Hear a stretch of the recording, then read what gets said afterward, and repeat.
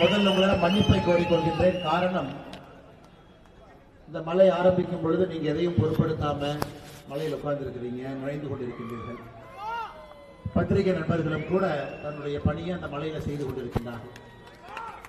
ஆனா எங்களுக்கு இந்த கூரைக்கு கீழே அமர்ந்திருக்கிறோம். நாங்கள் வேண்டும் என்று கேட்கவில்லை, நாங்களும் உங்களோடு நனைந்து கொண்டு பேச வேண்டும் என்கின்ற ஆசைதான். ஆனா நாங்க இந்த கூரைக்கு கீழே இருக்கோம், நீங்க நேரடியா மலையின் தாக்கத்தில் இருக்கிறீங்க. அதனால் அதுக்கு மன்னிப்பை கோரி அதிக நேரத்தை எடுத்துக்கொள்ளாமல் மிகச் சுருக்கமாக நான் பேசிவிடுகின்றேன். இன்னொரு நாள் நமக்கு ஒரு வாய்ப்பு இருக்கும் பொழுது நிறைய பேசுவேன். இந்த அற்புதமான நிகழ்வுக்கு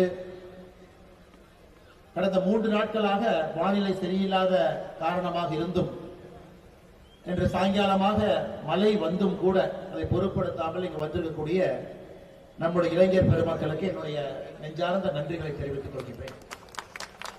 அதே போல புதுச்சேரி மாநிலத்தினுடைய இளைஞர் அணியினுடைய தலைவர் உட்பட அருமை சகோதரர் ஆடலரசன் அவர்கள் உட்பட இந்த இளைஞர் அணியினுடைய மொத்த குழுவுக்கும் என்னுடைய வாழ்த்துக்களை தெரிவித்துக் கொள்கின்றேன்.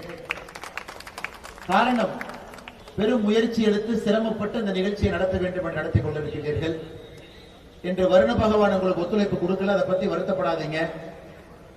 எப்பொழுதும் சோதனை வரும் பொழுதுதான் நீங்கள் இன்னும் ஒரு பெரிய தலைவராக அடுத்த கட்டம் வருவீங்க. இதே புதுச்சேரியில மறுபடியும் நாம் ஒரு இளைஞர் மாநாட்டை நாம் நடத்துவோம். அன்னைக்கு நிச்சயமாக வருண பகவான் நமக்கு ஒத்துழைப்பு கொடுப்பாங்க. மிகச் சிறப்பாக ஒரு நிகழ்வை நாம் நடத்துவோம். ஆனால் உங்களுடைய முயற்சிக்கு என்னுடைய பாராட்டு. போட்டுதலுக்குரிய நம்ம எல்லாம் வழிநடத்திக் கொண்டிருக்கக்கூடிய மாநிலத்தினுடைய தலைவர் அண்ணன் வி.பி. ராமலிங்கம் அவர்கள், உங்களுடைய அன்பை எல்லாம் பெற்றிருக்கக்கூடிய நம்முடைய உள்துறை அமைச்சர் அண்ணன் நமச்சிவாயம் அவர்கள், நம்முடைய அற்புதமான அமைச்சர் அண்ணன் ஜான்குமார் அவர்கள், நம்முடைய ராஜ்யசபாவினுடைய பிரதிநிதியாக எம்பியாக இருக்கக்கூடிய அருமையண்ணன் செல்வ கணபதி அவர்கள், நம்முடைய மாண்புமிகு சட்டமன்ற உறுப்பினர்கள், நம்முடைய அன்பையெல்லாம் பெற்றிருக்கக்கூடிய அண்ணன் கல்யாண சுந்தரம் அவர்கள், அண்ணன் சாய் சரவணன் அவர்கள், அருமையண்ணன் செல்வம் அவர்கள், அருமையண்ணன் தீபந்தன் அவர்கள், மாநிலத்தினுடைய பொதுச் செயலாளர்கள் அருமையண்ணன் மோகன்குமார் அவர்கள், லட்சுமி நாராயணன் அவர்கள், இளைஞரணியினுடைய மாநில பொதுச் செயலாளர்கள் விக்ரமன் அவர்கள், அமல்ராஜ் அவர்கள், முன்னறிக்கையில் இருக்கக்கூடிய பாரதிய ஜனதா கட்சியினுடைய மாநில பொறுப்பாளர்கள், மாவட்ட தலைவர்கள், இளைஞரணியினுடைய எல்லா பொறுப்பாளர்கள், பத்திரிகை நண்பர்கள், அருமை சொந்தங்களே, இந்த அற்புதமான நேரத்தில் சுவாமி விவேகானந்தர் அவர்களுடைய 163வது பிறந்தநாள் விழாவில் புதுச்சேரி மாநிலம் முழுவதுமே நடத்தப்பட்ட இந்த கிரிக்கெட் பந்தயம் நேற்று அதனுடைய இறுதிப் போட்டியை எட்டி இன்னைக்கு பரிசளிப்பு விழா நடந்து கொண்டிருக்கிறதுனால அதை பங்கேற்ற எல்லா இளைஞர்களுக்கும் என்னுடைய நெஞ்சார்ந்த வாழ்த்துக்களை வணக்கங்களை தெரிவித்து, வெற்றி பெற்றவர்களுக்கு என்னுடைய வாழ்த்துக்களை தெரிவித்துக் கொள்கின்றேன். பெருமளவில் பங்கேற்ற எல்லா இளைஞர் படைக்கும் கூட இன்னும் பெருமளவில் அடுத்து நம்முடைய பாரதிய ஜனதா கட்சி புதுச்சேரி நடத்தக்கூடிய எல்லா விளையாட்டு போட்டிகளிலும் கூட நீங்கள் பங்கேற்க வேண்டும் என்கின்ற அன்பான வேண்டுகோளையும் இந்த நேரத்தில் உங்களுக்கு வைக்கின்றேன். அருமை சொந்தங்களே, சுவாமி விவேகானந்தர் அவர்களை பொறுத்தவரை அவர் வாழ்ந்தது வெறும் 39 வயது மட்டும்தான். வெறும் 39 வயது. பெரிய பெரிய மனிதர்கள் நம்முடைய பூமியில கணித மேதை ராமானுஜமாக இருக்கட்டும், ஆதி சங்கரர் அவர்களாக இருக்கட்டும், பெரிய மனிதர்கள் எல்லோருமே 40 வயது அவங்க பார்த்தது கூட கிடையாது. எல்லாருமே 40 வயசு கீழே தான். ஆனா அவர்களுடைய கர்ம யோகம், அவர்கள் ஒரு வாழ்க்கையில் அவர்களுடைய சிந்தனை ஒரே சிந்தனை, அதை எடுத்து தன்னுடைய வாழ்க்கை முழுவதும் அர்ப்பணித்து தாய் சரஸ்வதியினுடைய அருளை பெற்று மிக கம்பீரமாக அந்த 39 ஆண்டையும் கூட வாழ்ந்தவர்கள். சுவாமி விவேகானந்தரை பொறுத்தவரை நமக்கு நிறைய பேருக்கு தெரியும். 1893 அமெரிக்கா சென்று சிகாகோவில் செப்டம்பர் மாதத்துல உலக சமய நல்லிணக்க மாநாட்டில் மிக அற்புதமாக பேசினார்கள் என்று நமக்கு தெரியும். ஆனா எத்தனை பேருக்கு தெரியும், சுவாமி விவேகானந்தர் அவர்கள் நம்முடைய கன்னியாகுமரிக்கு 1892 டிசம்பர் 25ஆம் தேதி வர்றாங்க. அமெரிக்கா போடுவதற்கு ஒரு ஆண்டுக்கு முன்பு. அப்ப தூரத்தில் இருக்கக்கூடிய பாறையை பார்க்கிறாங்க. 2-3 மீனவ நண்பர்களை பார்த்து கேட்கிறாங்க, யாராவது இதுவரை நீந்தி அந்த பாறைக்கு போயிருக்கிறாங்களா? மீனவ நண்பர்கள் சொல்கின்றார்கள், யாரும் இதுவரை போகல, அப்படி யாரும் போகவும் கூடாது, யாரும் இதுவரை சென்றதும் இல்லை என்று. சுவாமி விவேகானந்தர் அவர்கள் நேரடியாக கன்னியாகுமரி அந்த குமரி முனையில கடலுக்குள் அப்படியே தாண்டி குதித்து அந்த பாறையை நோக்கி நீந்தி செல்கின்றார். 25 டிசம்பர் 1892 அந்த பாறைக்கு போனோடனே அங்க நேரம் தவத்தில் ஈடுபடுறார். 25 முழுவதும் தவம், 26 முழுவதும் தவம். எல்லாரும் பார்க்கறாங்க, மீனவர்கள் பார்க்கறாங்க, யார் இந்த மனிதன்? நீந்த முடியாத கடல்ல, ஆர்ப்பரிக்கக்கூடிய கடல்ல நீந்தி போய் பாறையின் மீது நேத்து உட்கார்ந்தாரு, இன்னைக்கு முழுமையா உட்கார்ந்திருக்காரு. 27வது டிசம்பர் அந்த நாள்ல மீனவர்கள் படகு எடுத்துக்கிட்டு போய் தவத்தில் இருந்த விவேகானந்தருடைய தவத்தை கலைத்து கரைக்கு கூட்டிட்டு வர்றாங்க. இந்த மனிதர் முழு நேரமும் 3வது நாள் தவத்திலிருந்து கலைந்து வெளியே வருகின்ற விவேகானந்தர் சொல்றாரு, இந்தியா இன்னைக்கு நல்லா இல்ல, பாரதம் இன்னைக்கு சிறப்பா இல்ல. இந்த பாரதத்துல நிறைய பிரச்சனைகள் இருக்கு, ஜாதிகள் பிரச்சனை, மதங்கள் சண்டை போட்டுக்கிறாங்க, ஆங்கிலேயர்களுடைய ஆதிக்கத்துக்கு கீழே இருக்கும். இந்த பாரதம் ஒரு பெரிய நாடாக வருமா அப்படிங்கிற சந்தேகம் நமக்கு இருக்கு. சுதந்திரம் கிடைக்குமான சந்தேகம் இருக்கு. 1892 அவர் பேசுறாரு, நீங்க ஞாபகம் வச்சுக்க.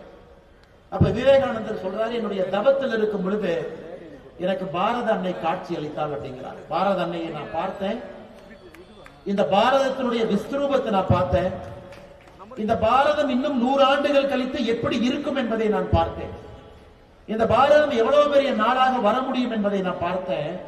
அது எனக்கு பெரிய நம்பிக்கையை கொடுத்திருக்கிறது. ஒரு சன்னியாசிக்கு, ஒரு ஆன்மீக பாதையில் இருக்கக்கூடிய எனக்கு பாரத தாய் காட்சி அளித்து ஒரு பெரிய நம்பிக்கை விதைத்திருக்கின்றார்கள். இதை நாம் எப்பொழுதுமே மறக்க கூடாது. விவேகானந்தருடைய சிந்தனை என்பது ஒரு பாரத அன்னையினுடைய முழு பரிணாமம் என்பது ஒரு வளர்ந்த நாட்டில் இளைஞர்களுடைய முழு சக்தியை பயன்படுத்தி அந்த நாடு அடுத்த கட்டம் செல்ல முடியும் என்கின்ற காட்சியை பார்த்த பிறகு அவருக்கு நம்பிக்கை வந்துச்சு. விவேகானந்தரை பற்றி இன்னும் ஆழமா பேசணும் அப்படின்னா 1863 இருந்து அவருடைய இளம் வயது முழுவதுமே நமக்கு என்ன சந்தேகம் இருக்கு, அதே சந்தேகம் விவேகானந்தருக்கு இருந்துச்சு.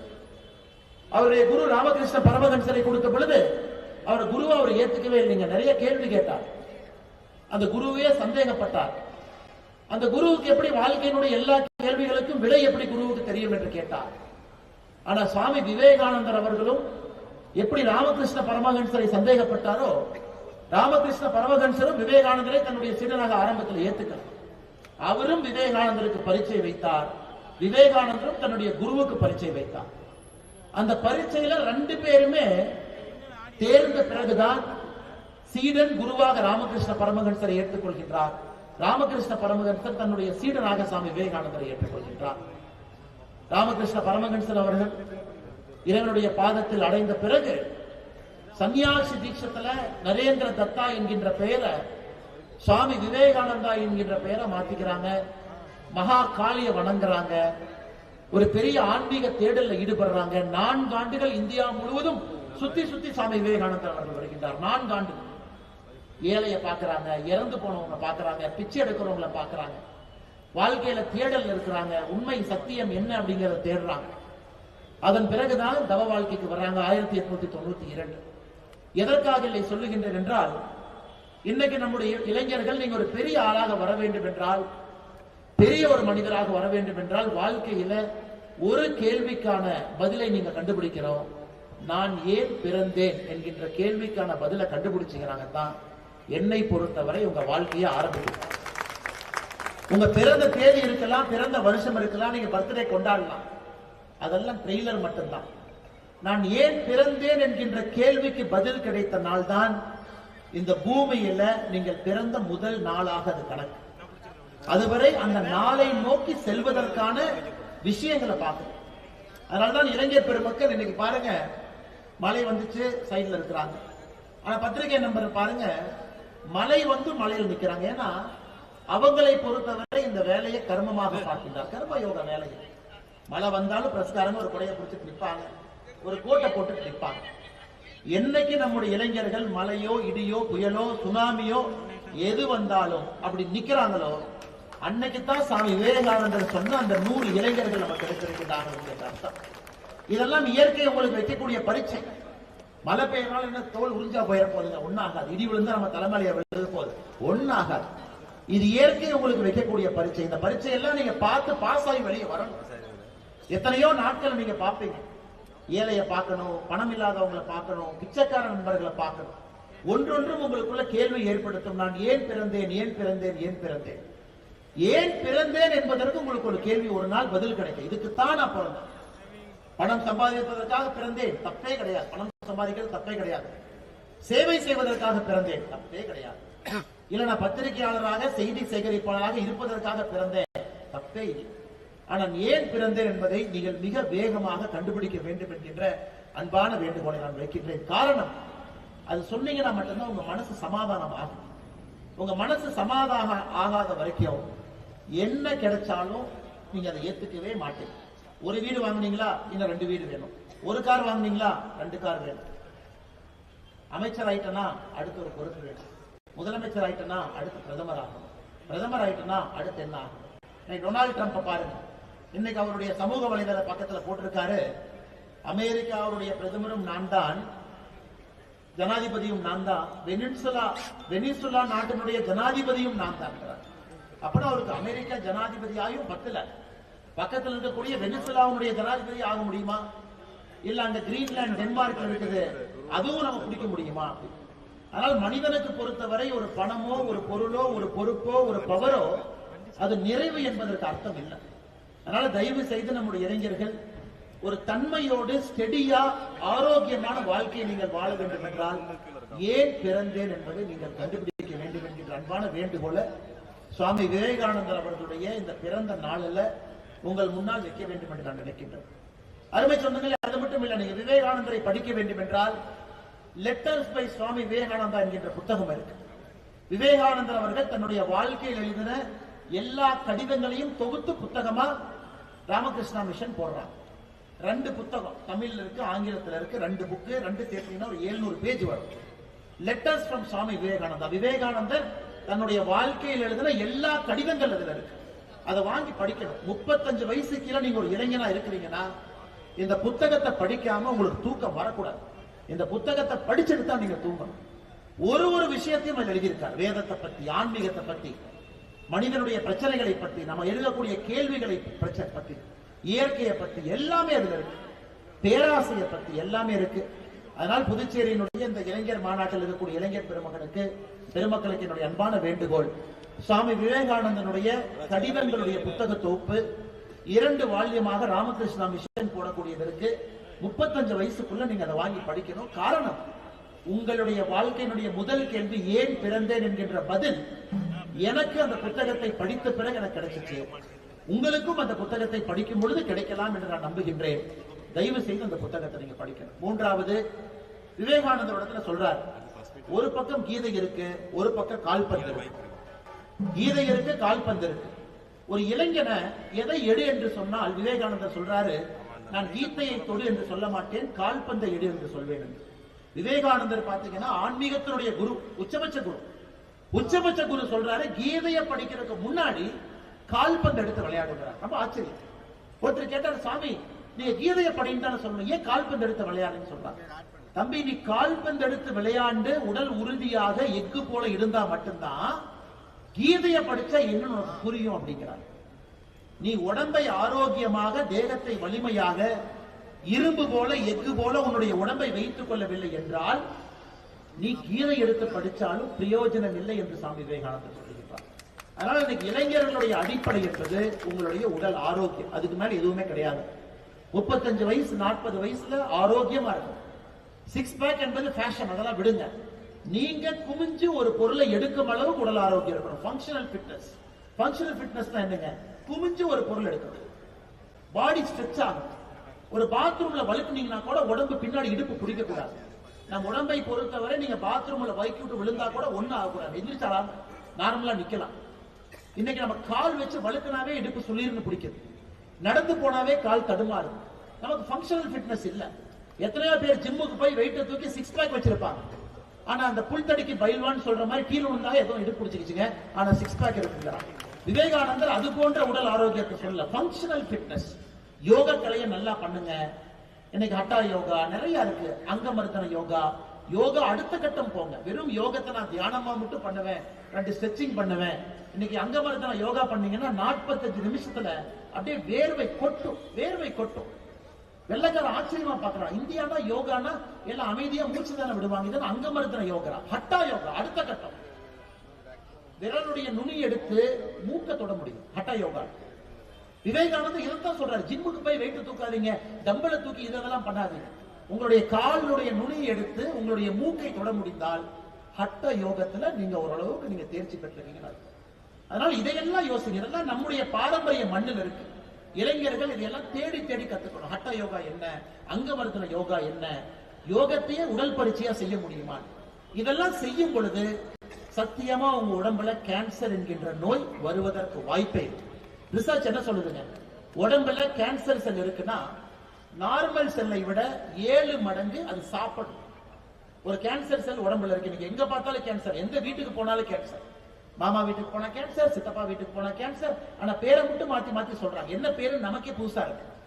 கேன்சர் ஏன் வருது? கேன்சர்ல உருவாகக்கூடிய ஒரு செல் நார்மலா இருக்கிற செல்லை விட அது 7 மடங்கு அந்த கேன்சர் செல்லுக்கு எனர்ஜி வேணும்.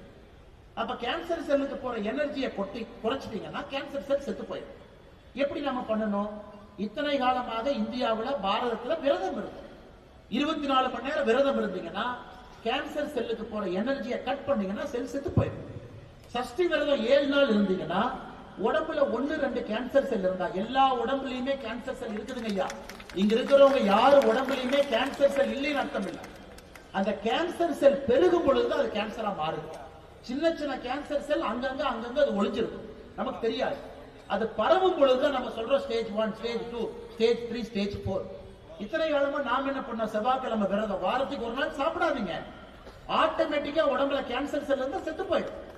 சனிக்கிழமை சாப்பிடாதீங்க, கேன்சர் செல் செத்து போயிடும். வருஷத்துக்கு ஒருக்கா பாடி கிளீன் பண்ணுமா, 7 நாள் விரதம் இருங்க, மொத்த கேன்சர் செல் செத்து போயிடும். எப்படி நம்ம முன்னோர்களுக்கு கேன்சர் வந்துச்சு? யாருக்குமே வரல. நாம விரதத்தை விட்டாச்சு, ஃபாஸ்ட் ஃபுட்டை சாப்பிடுறோம். கென்டக்கி ஃப்ரைட் சிக்கன் ஏதோ பேரெல்லாம் வச்சிருக்காங்க, எல்லாத்தையும் எடுத்து சாப்பிடுறோம். அப்ப என்ன ஆகுங்க? உடம்புல அவ்வளவு எனர்ஜி உள்ள போகும் பொழுது கேன்சர் செல்லுக்கு அந்த எனர்ஜி வேணும். இளைஞர்கள் இதைத்தான் ஃபாலோ பண்ண விவேகானந்தர் சொல்றாரு. வேற எந்த கம்ப சூத்திரமும் சொல்ல. ஆரோக்கியமா சாப்பிடுங்க, ஆரோக்கியமா இருங்க, யோக கலையை ஃபாலோ பண்ணுங்க, ஃபங்க்ஷனல் ஃபிட்டா இருங்க, ஒரு ஸ்போர்ட் விளையாடுங்க. ஆனா நாம இன்னைக்கு அங்கிருந்து எதுக்கு போயிட்டோம்னா செல்போனுக்கு போயிட்டோம். செல்போன்ல டைப் பண்ணிக்கிறோம், வாட்ஸ்அப்பை பார்க்கிறோம், இன்ஸ்டாகிராம்ல ரீல் வைக்கிறோம், யூடியூப்ல ஷார்ட்ஸ் போடுறோம், ட்விட்டர்ல ட்வீட் பண்றோம். இதுக்கு நாம் நேரம் செலவழிக்கும் பொழுது உடல் ஆரோக்கியத்திற்கும் தேக ஆரோக்கியத்திற்கும் மன ஆரோக்கியத்திற்கும் எங்கிருந்து நேரம் கொடுக்க முடியும்? ஆனால் அன்பு சொந்தங்களே, இந்த விவேகானந்தருடைய தினத்துக்கு இத்தனை பேர் நம்ம வந்திருக்கோம். நம்ம வந்தோம், அவார்டு கொடுத்தாங்க, உள்துறை அமைச்சர் வந்தாங்க, சூப்பரா பேசினாங்க, மாநில தலைவர் அருமையா பேசினாங்க. இந்த விழாக்கு 5 எம்எல்ஏ வந்திருக்கிறாங்க, 3 அமைச்சர் வந்திருக்கிறாங்க. ரொம்ப சந்தோஷம். அதுக்காக இந்த விழா இல்லைங்க. இந்த விழாவிலிருந்து வெளியே போகும் பொழுது நம்ம 3 விஷயம் என்ன கத்துக்கிட்டோம் அப்படிங்கிறது தான் இந்த விழா. 3 விஷயம் என்ன கத்துக்கிட்டோம்? நல்லா சாப்பிடணும், இளைஞர்கள் ஆரோக்கியமா இருக்கணும், உடல் தேகத்தை பலமா வச்சுக்கணும். அதன் பிறகுதான் எல்லாமே. அதன் பிறகு நீ கீதையை படி. கிருஷ்ண பரமாத்மா அர்ஜுனனுக்கு சொல்ல எல்லா ரகசியமும் உனக்கு புரியும். ஆனா நாம இன்னைக்கு கீதையை படிச்சாமே ஒண்ணுமே புரியல. என்ன சொல்றாரு? அது இங்கிலீஷ் டிரான்ஸ்லேஷன் புக்கை கொடுங்க, தமிழ் மொழியாக கொடுங்க, மொழிபெயர்ப்பை கொடுங்கன்னு கேட்கிறோம். ஆனால் அன்பு சொந்தங்களே, இளைஞர் பெருமக்கள், விவேகானந்தருடைய கடிதங்கள் தொகுப்பு 2 புக் இருக்கு.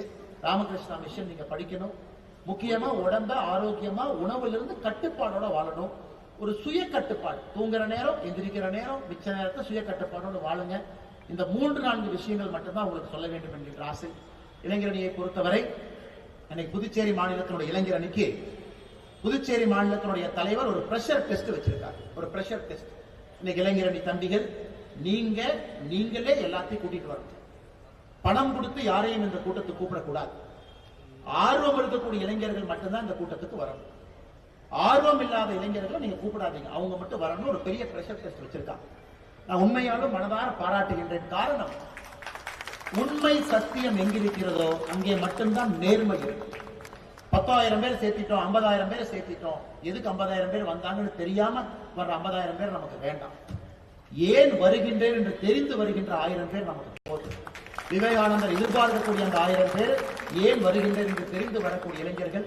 இன்னைக்கு வந்திருக்கக்கூடிய எல்லா இளைஞர் பெருமக்களுக்கும் என்னுடைய நெஞ்சார்ந்த மனமார்ந்த நன்றிகளை தெரிவித்து, இளைஞரணியினுடைய தலைவர், இளைஞரணியினுடைய சொந்தங்கள், மண்டல் அளவிலிருந்து ஒரு குழுவை நீங்க எடுக்கணும். கொஞ்சம் கொஞ்சமாக நல்ல தேசியவாத இளைஞர்களை சேர்க்கணும். மண்டல இருந்து மாவட்டத்துக்கு வரணும். இது முழு நேர வேலையாக சங்கல்பமாக. இளைஞரணிக்கு எதிர்பார்ப்பு இருக்கக்கூடாது. என்னுடைய அன்பான வேண்டுகோள், இளைஞரணியை பொறுத்த வரைக்கும், ஏன்னா அரசியல நாம் இருக்கோம், வேற வழி இல்லை. புனை பெயர் பட்ட பெயர் நமக்கு மக்கள் கொடுத்துட்றாங்க. ஏன்னா அரசியல் இருக்கிறதுனால அதுவும் சில கெட்ட பழக்கங்கள் நம்மோடு ஒட்டி கொள்கிறது. அதெல்லாம் ஓகே. ஆனா இளைஞரணியை பொறுத்தவரை எதுவுமே இல்லாத ஒரு கர்ம யோகியாக இளைஞர்கள் இருக்கக்கூடிய தம்பிகள் இருக்கணும். அவங்களுக்கு டைட்டில் தேவையில்லை, பொறுப்பு தேவையில்லை. நான் மாநில தலைவராக இருந்தா தான் வேலை பார்ப்பேன், பொதுச்செயலராக இருந்தா தான் வேலை பார்ப்பேன், சேர் போட்டா தான் வேலை பார்ப்பேன். இளைஞரணி தம்பியை பொறுத்தவரை தரையில் உட்கார்ந்து வேலை பார்ப்பேன். அதுதான் பாரதிய ஜனதா கட்சி இளைஞரணி. ஏன்னா அடுத்த தலைவர் என்பது பாரதிய ஜனதா கட்சி இளைஞரணியிலிருந்து தான் உருவாகும். நமக்கு அடுத்த தலைவர் கர்மயோகியா வரும். இளைஞரணியில் இன்னைக்கு அடிபட்டு மிதிப்பட்டு நசுக்கப்பட்டு இளைஞரணியில எல்லா கஷ்டத்தையும் பார்த்து சேர் எடுத்து போடுறது, சேர் எடுத்து வைக்கிறது, எல்லாத்தையும் பார்த்து டேபிள் தொடச்சு அலுவலகத்தை கிளீன் பண்ணி அப்படி அந்த வேலையை செய்யக்கூடிய இளைஞன் தான் ஒரு கர்ம யோகியாக எந்த எதிர்பார்ப்பும் இல்லாத ஒரு நல்ல தலைவனாக வருகின்றான். அதனால் இளைஞரணி தம்பிகளை பொறுத்தவரை அப்படிப்பட்ட நல்ல தலைவர்களாக நீங்க உருவாகணும். எதையும் நீங்க எதிர்பார்க்க கூடாது. எதன் மேலையும் உங்களுக்கு பற்று பாசம் இருக்கக்கூடாது. அரசியல சீட் கொடுப்பாங்களா, எம்எல்ஏ சீட் கொடுப்பாங்களா, மாநில தலைவர் பக்கத்தில் நிக்க வச்சு போட்டோ எடுப்பாரா, மாநில தலைவர் நம்மளை பார்த்து சிரிக்கலினா என்ன பண்ணுவாரு, எதுவும் நினைக்காது. மாநில தலைவருக்கு வேலை செய்வதற்காக இளைஞரணி, கட்சிக்கு வேலை செய்வதற்காக இளைஞரணி. தரையில் அமர்ந்தாலும் அதே சந்தோஷம், மேடையில நமச்சிவாய பக்கத்துல சேர் கொடுத்தாலும் அதே சந்தோஷம், ஓரத்தில் நிக்க வச்சாலும் அதே சந்தோஷம், கேட்டுக்கு வெளியே டிராபிக்கை ரெகுலேட் பண்ணுங்கனாலும் அதே சந்தோஷம், வெளியே போய் கொடிய கட்டுங்க அதே சந்தோஷம், நிகழ்ச்சிக்கு வர வேண்டாம் மாவட்டத்திலிருந்து பின்னாடி வேலை செய்யுங்கனாலும் அதே சந்தோஷத்தோடு இளைஞரணி இருந்தா பாரதிய ஜனதா கட்சி புதுச்சேரிக்கு நமக்கு இளைஞர்கள் வேண்டும் என்று சொல்வதை விட கர்மயோகியாக இருக்கக்கூடிய இளைஞர்கள் நமக்கு வேண்டும். காரணம், இந்த கட்சி இன்னும் அடுத்தடுத்த காலம் பெருசா வளரும். ஆனா சொன்னாங்க மிக சிறந்த ஆட்சி நாம் கொடுத்துக்கிட்டு இருக்கோம். மறுபடியும் 5 ஆண்டு பத்தாதுங்க. ஜனநாயகத்தை பொறுத்தவரை 5 ஆண்டு என்பது எப்பவும் பத்தாது. மறுபடியும் 5 ஆண்டு, 25 ஆண்டுகள் 30 ஆண்டுகள் மத்திய பிரதேசல குஜராத்ல பாரதிய ஜனதா கட்சியுடைய ஆட்சி இருக்கு. இன்னமும் நாம டே 1 மாதிரி வேலை பார்க்கிறோம். 25 ஆண்டுகள் ஆட்சியில் இருந்தாலும் கூட 25 வருஷம் இருந்துன்னு நம்ம சொல்ல, இன்னும் முதல் நாள் ஆட்சியில் இருந்தால் எப்படி இருப்போமோ அதே வைராக்கியத்தோடு வேலை பார்க்கின்றோம். அதனால் புதுச்சேரியினுடைய மாற்றம் என்பது இன்னும் பல ஆண்டுகள் இங்கே பாரதிய ஜனதா கட்சி தேசிய ஜனநாயக கூட்டணி ஆட்சியில் இருக்கணும். அதற்கு இளைஞர் இங்கிருந்து தலைவர்கள் இங்க ஃபீட் பண்ணிக்கிட்டே இருக்கணும். இளைஞர் அணியிலிருந்து மாவட்ட தலைவர், இளைஞர் அணியிலிருந்து மாநில தலைவர், இளைஞர் அணியிலிருந்து தேசிய தலைவர், அப்படித்தான் வரணும். இன்னைக்கு நம்முடைய தேசிய தலைவர், தேசிய செயல் தலைவர் நிதின் நாபின் அவர்கள் பீகார் மாநிலத்தினுடைய இளைஞரணி தலைவர், அகில இந்திய இளைஞரணி பொதுச் செயலாளர், அகில இந்திய இளைஞரணி பொறுப்பாளர், 26 வயசுல பீகார்ல பட்னா வெஸ்டினுடைய எம்எல்ஏ, 2006ல 2010ல 2வது முறை எம்எல்ஏ, 2015ல 3வது முறை எம்எல்ஏ, 2020ல 4வது முறை எம்எல்ஏ, 2025ல 5வது முறை எம்எல்ஏ. இன்னைக்கு அவருக்கு வயசு வெறும் 46. அப்ப பாரதிய ஜனதா கட்சி இளைஞரணியிலிருந்து ஒருத்தரை கண்டுபிடிச்சு அவரை குரூம் பண்ணி எம்எல்ஏ ஆக்கி அவருக்கு பொறுப்புகள் கொடுத்து 3 முறை நிதிஷ்குமார் அவர்கள் ஆட்சியில அமைச்சரவையில் இருந்து தேசிய செயல் தலைவர் பொறுப்பு வரும் வரை, அதற்கு முன்னாடி நாள் வரைக்கும் பீகார்ல அமைச்சராக இருந்தார். அன்னைக்கு பொறுப்பை துறக்கிறாரு. ஏன்னா இளைஞரணியை பொறுத்தவரை அந்த லீடர்ஷிப்பை மேல தூக்கி கொண்டு வரணும். அதனால் புதுச்சேரியுடைய இளைஞரணியுடைய அன்பு தம்பிகள் மிகச் சிறப்பாக இந்த நிகழ்ச்சியை நடத்தி கொண்டிருக்கின்றீர்கள். அதற்காக என்னுடைய மனமார்ந்த வாழ்த்துக்களையும் தெரிவித்து, இன்னும் உயர, இன்னும் மேல, இன்னும் வலிமையாக, இன்னும் பலமாக உங்களுடைய செயல்பாடுகள் இருக்கட்டும். எல்லா வல்ல இறைவன் சுவாமி விவேகானந்தருடைய அருள் உங்களுக்கு முழுமையாக கிடைக்கட்டும் என்று சொல்லி, இந்த நிகழ்வுக்கு வந்திருக்கக்கூடிய எல்லா அன்பு சொந்தங்கள், குறிப்பாக காவல்துறை நண்பர்கள், பத்திரிகை நண்பர்கள் எல்லோருக்குமே எதை பத்தி கவலைப்படாதீங்க. ஒரு 2 காலி சேர் இருந்தா பிரஸ் அவங்க போட்டோ எடுப்பாங்க, அதை போடுவாங்க, அதை ட்ரோல் பண்ணுவாங்க, அதை மீன் பண்ணுவாங்க. அதெல்லாம் எதையும் கட்டக்கூடாது. நமக்கு தேவை 100 இளைஞர்கள் வந்தாலும் அந்த 100 பேர்த்தை வைத்து கட்சியை வளர்த்துக்கிட்டு போகணும். 1 பேர் இருந்தாலும் நாங்க பேசுவோம், 50,000 பேர் இருந்தாலும் பேசுவோம், 5 லட்சம் பேர் இருந்தாலும் பேசுவோம். ஏன்னா